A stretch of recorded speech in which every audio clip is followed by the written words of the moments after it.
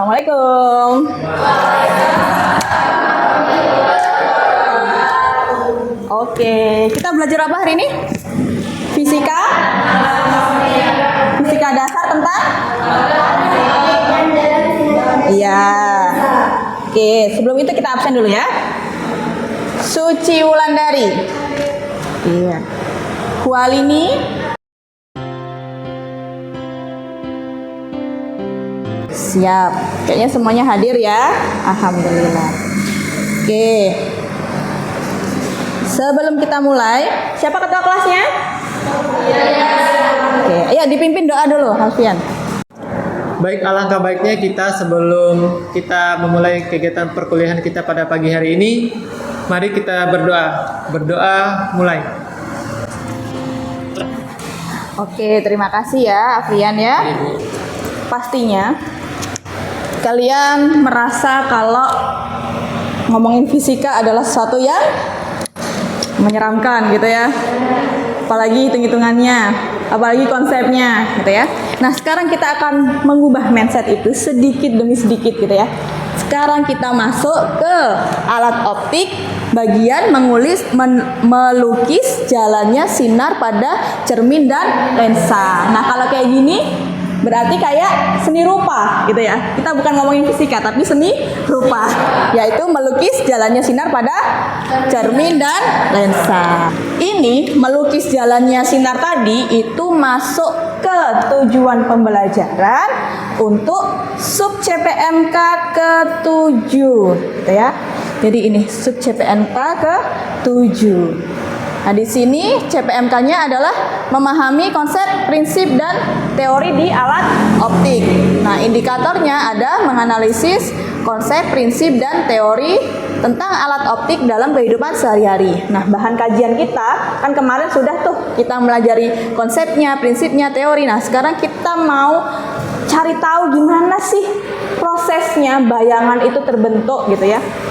Kayak kita memfoto langsung jadi bayangan di HP atau di kamera, itu gimana sih caranya gitu ya. Nah, itu ada di bahan kajian melukis jalannya sinar pada cermin dan lensa.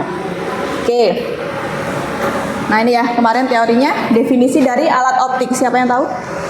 Oke. Apa definisi dari alat optik? Alat optik itu apa? Alat apa? Perangkat yang digunakan.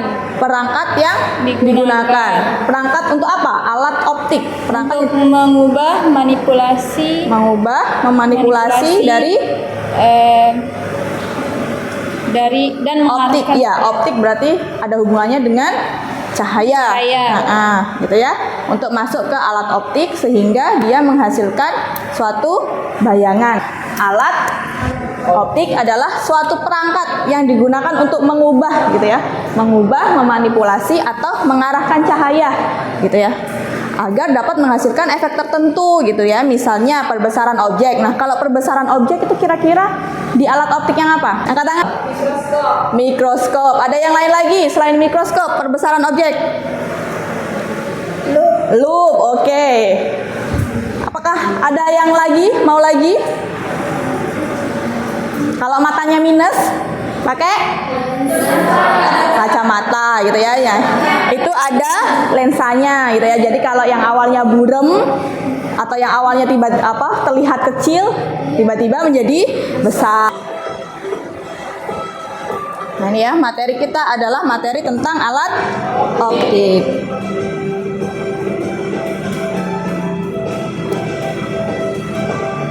Nah, di sini kita akan diminta untuk memperhatikan tayangan berikut ini. Nah, ini ya, contoh alat optik dalam kehidupan sehari-hari. Ada cermin, cewek biasanya suka bercermin. Lensa ada di kacamata. Ada juga mikroskop, ini ada lensanya juga. Nah, di sini adalah cermin. Ini adalah cermin datar gitu ya. Di sini cermin datar.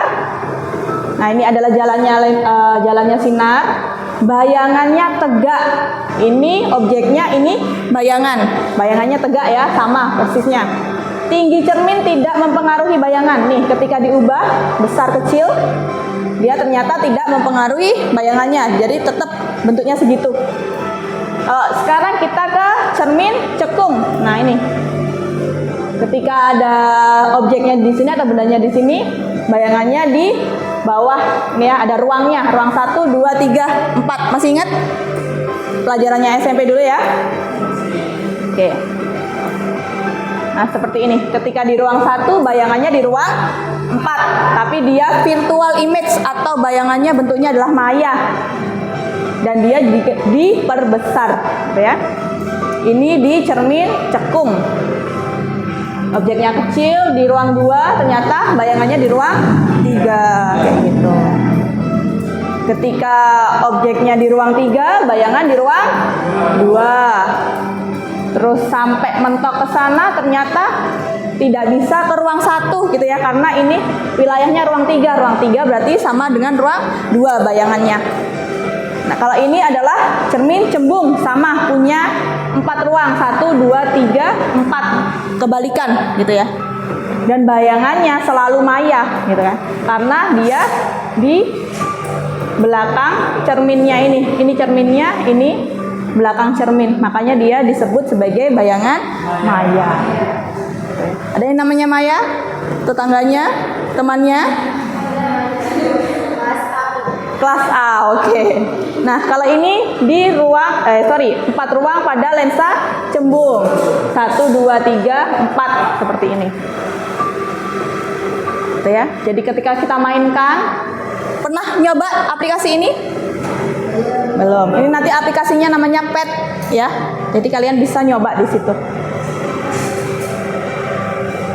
Ini ya, ruang 1 ternyata bayangannya di ruang 2 dan dia bentuknya virtual. Virtual berarti maya. Itu untuk cermin cembung.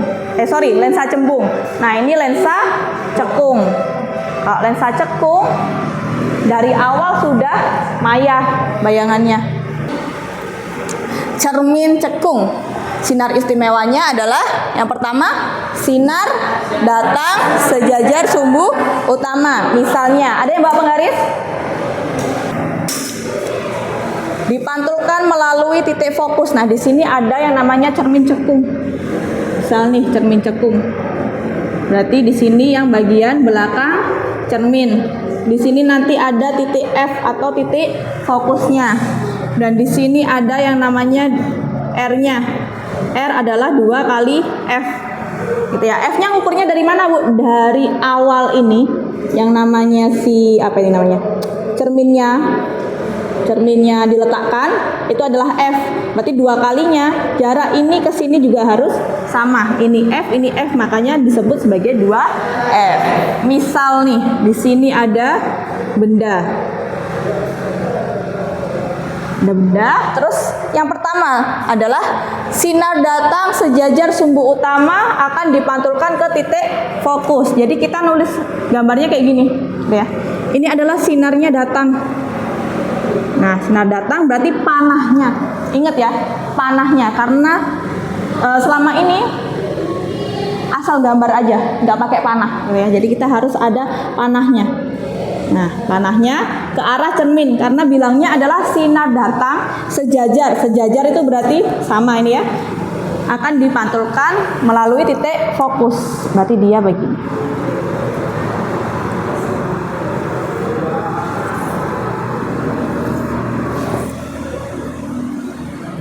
Nih. Terus yang berikutnya, sinar datang melalui titik fokus akan dipantulkan sejajar sumbu utama. Berarti dia datangnya dari sini. Sinar datang ke titik fokus akan dipantulkan sejajar sumbu utama.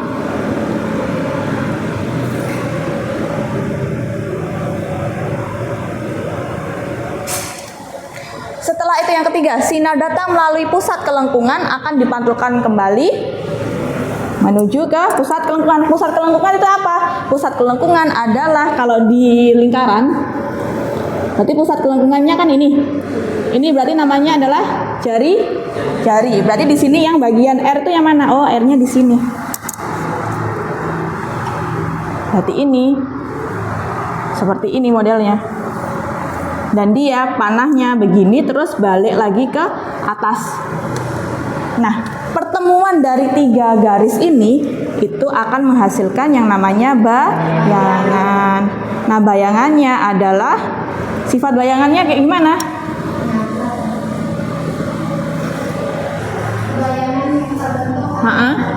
Nyata, nyata, terbalik. Nah, kalau kayak gini diperbesar apa diperkecil? Kita ukur nih, di sini 5 cm. Di sini ada 7 cm. Berarti diperbesar apa diperkecil? Diperbesar. Nah, ini benda di ruang berapa? Angkat tangan. Benda di ruang berapa? Benda di ruang 3, masa? Di ruang 2. Iya, jadi ngitungnya dari sini ya. Ini adalah ruang 1. Di sini ruang 1 dan di sini ada ruang 2. Ruang 2 itu batasnya antara F sampai ke R, gitu ya. Terus setelah dari R atau dari 2F itu adalah ruang 3 dan ini adalah ruang 4. Berarti di sini sifatnya dari benda di ruang 2, bayangan di ruang 3, gitu ya. Nah, ini ya contohnya. Bukan contohnya sih, ini adalah penjelasannya dari buku. Sama kayak tadi, sinar datang sejajar sumbu utama akan dipantulkan melalui titik fokus. Terus habis itu, sinar datang dari titik fokus akan dipantulkan sejajar sumbu utama. Sinar datang dari pusat kelengkungan akan dipantulkan kembali ke pusat kelengkungan. Nah, berarti di sini yang F sama ini adalah ruang 1, C sama F ruang 2, dan ini ruang 3. Ketika benda di ruang 3, maka bayangan di ruang 2. Sifatnya diperkecil, nyata, dan terbalik. Tuh. Gampang? Melukisnya? Seni rupanya gampang? Iya. Nanti kita buktikan gitu ya. Nah, ini kalau yang ini keistimewaannya adalah ketika dia ada di ruang 1, ternyata bayangannya ada di ruang 4. Nah, di ruang 4 itu kan ada di belakang cermin, Bu. Gimana caranya kita bisa lihat? Itu ada di cerminnya. Jadi kalau seumpama kalian bercermin kayak gini ya, bercermin di cermin cekung sedekat ini. Nah, muka kalian itu akan ada di dalam cerminnya ini. Nah, yang di dalam cermin inilah disebut sebagai bayangan yang maya karena ditangkap oleh cermin. Kalau bayangan yang nyata itu ditangkap oleh layar. Sudah praktikum kemarin? Ya kan? Sudah praktikum kan? Ada yang pakai layar, pakai kertas. Nah, itulah disebut sebagai bayangan yang nyata karena ditangkap oleh layar atau kertasnya itu. Nah, kalau yang maya berarti dia ditangkapnya oleh cermin atau lensanya, yaitu di dalamnya. Jadi kalian bayangannya terkurung di dalam gitu ya. Nah, ini lensa cembung. Kalau lensa cembung cuman ada 2 sinar istimewa. Jadi dia bukan dipantulkan tapi dibelokkan karena dia termasuk lensa. Lensa itu fungsinya untuk membelokkan cahaya. Gitu ya. Ini pembentukannya, proses pembentukannya. Untuk lensa cembung ada 2 sinar ya, dibelokkan. Bilangnya adalah dibelokkan. Ini juga dibelokkan, dari yang awalnya lurus dibelokkan, semuanya dibelokkan. Kalau yang cermin tadi kan mantul nih. Kalau yang ini lurus aja tapi dibelokkan. Gitu ya. Sekarang karena ada tugas kayak gini, kita bagi dalam 1 kelompok, gitu ya. Lanjut aja, ini adalah kelompok 1. Kelompok 2 berempat ya, kelompok 2 berempat dan kelompok 3. Oke. Kelompok 1 harus menggambarkan cermin cekung pada benda di ruang 2. Itu untuk yang kelompok 1, cermin cekung ruang 2. Kalau yang kelompok 2 ada cermin cekung di ruang 3 bendanya. Kalau yang kelompok 3 berarti nanti lensa cembung untuk benda di ruang 2. Ya, 2, 3, 2. Cermin, cermin, lensa.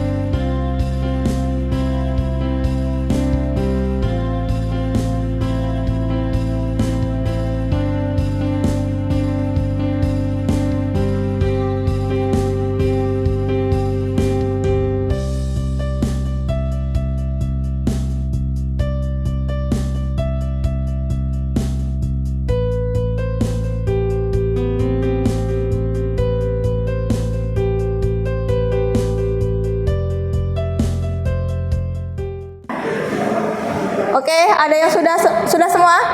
Kelompok 1 sudah. Ibu. Kelompok 1 sudah. Kelompok 3? Sudah. Kelompok 2? Sudah. Yang keras temennya yang di belakang sana nggak dengar nih. Iya, ayo.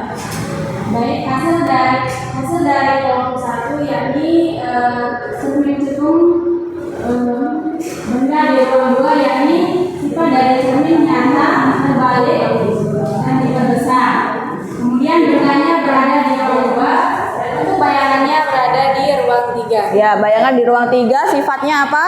Sifatnya nyata, terbalik, dan diperbesar. Nyata, terbalik, diperbesar. Sama ya ini ya. Nyata, terbalik, diperbesar. Oke, terima kasih kelompok 1, tepuk tangan. Sekarang kelompok 2, ayo kelompok 2. Baik, di sini kami dari kelompok 2 akan mempresentasikan hasil dari cermin cekung di benda di ruang 3, yang dimana hasilnya akan dijelaskan oleh saudara Adit. Oke. Baik, di sini kita mendapatkan cermin cekung. Bendanya berada pada ruang 2. Bendanya ruang 2 apa ruang 3? Oh, ruang 3. Ya, ruang 3 Ruang bendanya. 3. Bayangannya? Terus bayangannya di ruang 2. Hasilnya? Dengan sifat benda berada di depan cermin berarti termasuk nyata. Oke.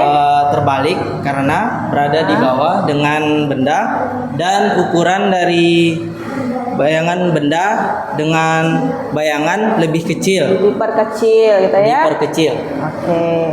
Oke, terima kasih kelompok 2. Sekarang kelompok 3 ya.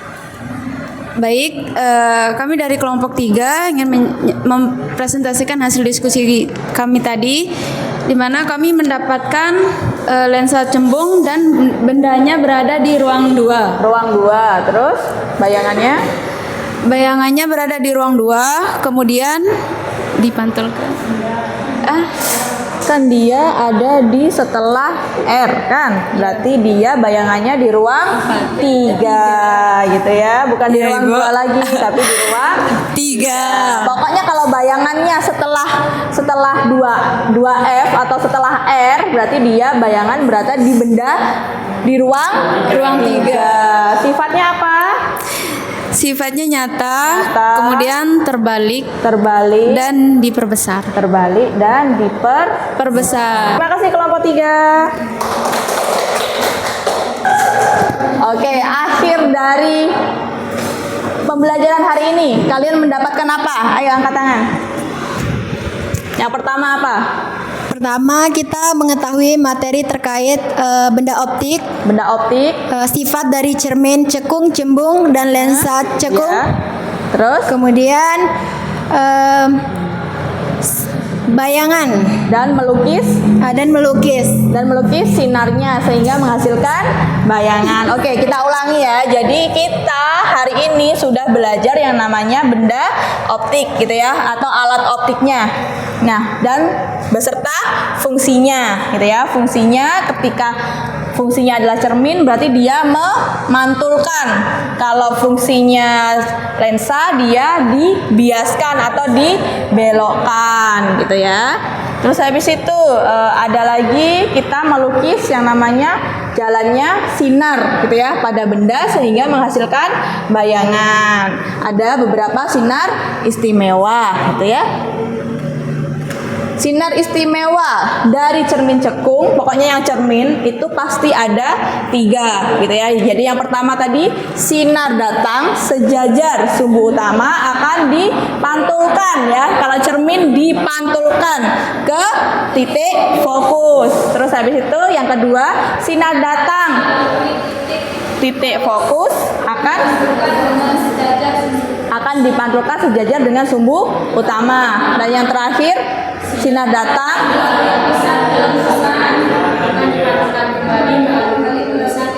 Oke. Jadi ketika dia datang, sinarnya datang dari pusat kelengkungan akan dipantulkan balik lagi ke pusat kelengkungan itu gitu ya. Terus habis itu kalau di lensa, tadi kan lensa cembung ya kita pakainya, ada 2 sinar istimewa. Yang pertama Sinar datang sejajar sumbu utama akan dipantulkan melalui titik fokus. lagi ya. Ini adalah ngomongnya tentang lensa. Kalau lensa bukan dipantulkan tapi dibiaskan. Oke, ulangi lagi. Sinar datang sejajar sumbu utama akan dibiaskan melalui titik fokus. Oke, yang Kemudian sinar datang melalui titik fokus akan dibiaskan sejajar sumbu utama. Oke, terima kasih. Jadi kesimpulannya untuk yang 2 sinar istimewa pada lensa cembung adalah sinar datang sejajar sumbu utama akan dibiaskan gitu ya. Dibiaskan ke titik fokus. Lalu berikutnya yang kedua, sinar datang dari titik fokus akan dibiaskan sejajar sumbu utama. Besok untuk tugas berikutnya adalah cermin cekung di bendanya di ruang 1 sama lensa cembung bendanya di ruang 1 dan ruang 3. Dan itu nanti dikumpulkan di meja saya gitu ya. Oke, sampai ketemu di minggu depan gitu ya, hari Jumat depan. Kita akhiri sampai di sini. Assalamualaikum warahmatullahi wabarakatuh.